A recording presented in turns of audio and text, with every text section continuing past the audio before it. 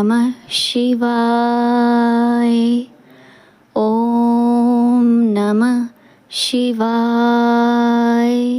नमस्कार दोस्तों, आपका बहुत बहुत स्वागत है मेरे चैनल मेरी प्यारी कालका माँ में। दोस्तों, महादेव हमारे भोलेनाथ बहुत ही साधारण, जिनकी पूजा जो बिल्कुल कुछ भी नहीं नियम निभाने पड़ते और एक साधारण सी पूजा से वो प्रसन्न हो जाते हैं। वो आदि हैं, वो अंत हैं। तो आज हम सोमवार व्रत की कथा को श्रवण करेंगे, जिसको सुनने से बहुत ही पुण्य प्राप्त होता है। तो आइए समय व्यर्थ ना करते हुए इसको प्रारंभ करते हैं। ओम नमः शिवाय। देखिए, एक नगर में एक सेठ रहता था।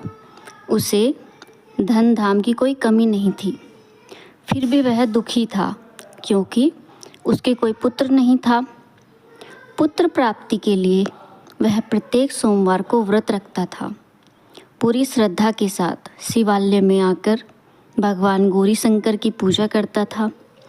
उसके भक्ति भाव से दयामयी पार्वती जी द्रवित हो गई और एक दिन सुअवसर देखकर उन्होंने शंकर जी से विनती की, स्वामी, यह नगर सेठ आपका परम भक्त है, नियमित रूप से आपका व्रत करता है, फिर भी पुत्राभाव से पीड़ित है।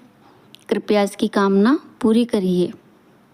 दयालु पार्वती की ऐसी इच्छा को सुनकर भगवान शंकर ने कहा, पार्वती, यह संसार कर्म भूमि है। इसमें जो जैसा करता है वह वैसा ही भरता है। इस साहूकार के भाग्य में पुत्र सुख नहीं है। शंकर के इनकार से पार्वती जी निराश नहीं हुई। उन्होंने शंकर जी से तब तक आग्रह किया जब तक कि वे साहूकार को पुत्र सुख देने को तैयार नहीं हो गए। भगवान शंकर ने पार्वती से कहा, तुम्हारी इच्छा है इसलिए मैं इसे एक पुत्र प्रदान करता हूँ, लेकिन उसकी आयु केवल 12 वर्ष होगी। संयोग से नगर सेठ गौरी शंकर संवाद सुन रहा था। समय आने पर नगर सेठ को सर्व सुख संपन्न पुत्र रत्न की प्राप्ति हुई और सब और खुशियाँ मनाई गई। नगर सेठ को बधाइयाँ दी गई, लेकिन नगर सेठ की उदासी में कोई कमी नहीं आई, क्योंकि वह जानता था कि यह पुत्र केवल 12 वर्ष के लिए प्राप्त हुआ है।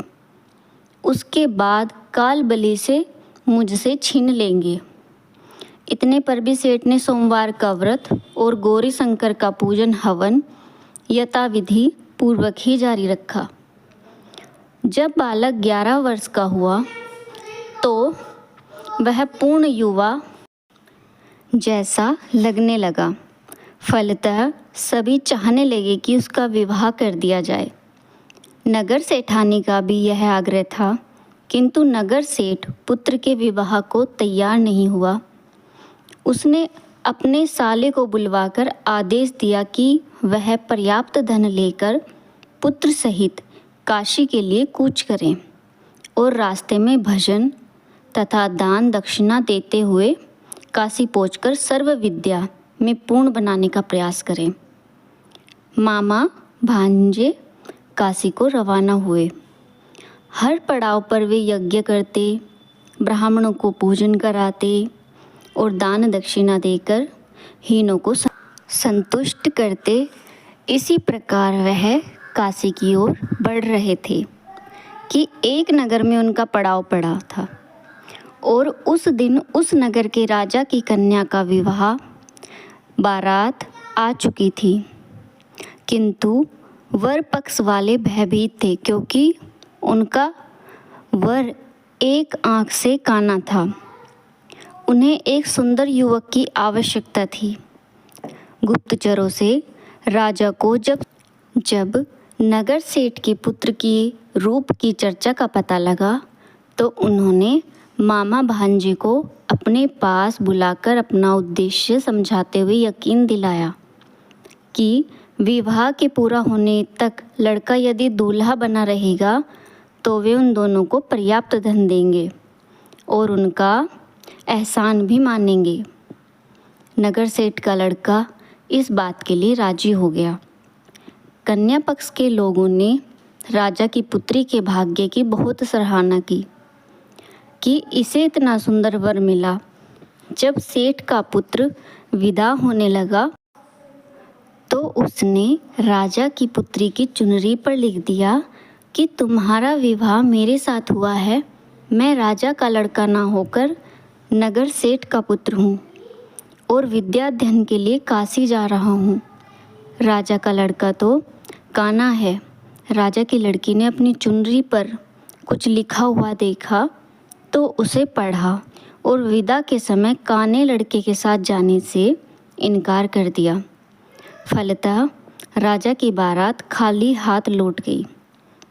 नगर सेठ का पुत्र काशी जाकर पूरी श्रद्धा और भक्ति से विद्या अध्ययन में जुट गया। उसके मामा ने यज्ञ और दान पुण्य का क्रम जारी रखा। एक दिन लड़का पूरे 12 वर्ष का हो गया। उस दिन और भी दिन की तरह यज्ञादि हो रहे थे, तभी उसकी तबीयत खराब हुई। वह भवन के अंदर ही कमरे में जाकर लेट गया। थोड़ी देर में मामा पूजन करने के लिए उसको लेने आए। उसे मरा देखकर उसने अपनी छाती पीटी। तब उसे होश आया तो उसने सोचा कि यदि मैं रोया चिल्लाया तो पूजन में विघ्न पड़ेगा। ब्राह्मण लोग भोजन त्याग कर चल देंगे। अतः उसने धैर्य धारण कर समस्त कार्य निपटाया और उसके बाद उसने रोना पीटना शुरू किया तो उसे सुनकर सभी के हृदय विदीर्ण होने लगे। सौभाग्य से उसी समय रास्ते में गौरी शंकर जा रहे थे। गौरी के कानों में जब करुण क्रंदन पहुंचा तो उनका वात्सल्य से पूर्ण हृदय करुणा से भर गया। यही स्थिति का ज्ञान होने पर उन्होंने शंकर भगवान से आग्रह किया कि वे इस बालक को पुनः जीवन प्रदान करते। शंकर भगवान को पार्वती जी की प्रार्थना स्वीकार करनी पड़ी। नगर सेठ का इकलौता लाल पुनः जीवित हो गया। फिर मामा भांजे दोनों वापस अपने नगर को लौट आए। रास्ते में पहले की तरह यज्ञ करते, दान दक्षिणा देते उसी नगर में पहुँचे जहाँ राजा की कन्या के साथ लड़के का विवाह हुआ था। तो ससुर ने लड़के को पहचान लिया। अत्यंत आदर सत्कार के साथ उसे राजमहल में ले गए। शुभ मुहूर्त निकालकर कन्या और जमाता को पूर्ण दहेज के साथ विदा किया। नगर सेठ का लड़का पत्नी के साथ जब अपने घर पहुंचा तो पिता को यकीन नहीं आया। लड़के के माता पिता अपनी हवेली की छत पर चढ़े बैठे थे। उनकी प्रतिज्ञा थी कि वहाँ से तभी उतरेंगे जबकि उनका लड़का स्वयं उन्हें नहीं नीचे उतारेगा, वरना ऊपर से छलांग लगाकर आत्महत्या कर लेंगे। पुत्र अपनी पत्नी के साथ हवेली की छत पर गया। जाकर माँ बाप के सतपनिक चरण स्पर्श करके आशीर्वाद लिया। पुत्र और पुत्र वधू को देखकर नगर सेठ और सेठानी को अत्यंत हर्ष हुआ और सब ने मिलकर उत्सव मनाया। हर हर महादेव, जय हो भोलेनाथ बाबा की। जिस प्रकार भोलेनाथ और माता गौरी ने सेठ पर अपनी कृपा दिखाई, हम सब पर भगवान भोलेनाथ की कृपा बनी रहे। सुनने वाले का भी भला, सुनाने वाले का भी भला। हर हर महादेव। ओम नमः शिवाय। ओम नमः शिवाय। हर हर महादेव।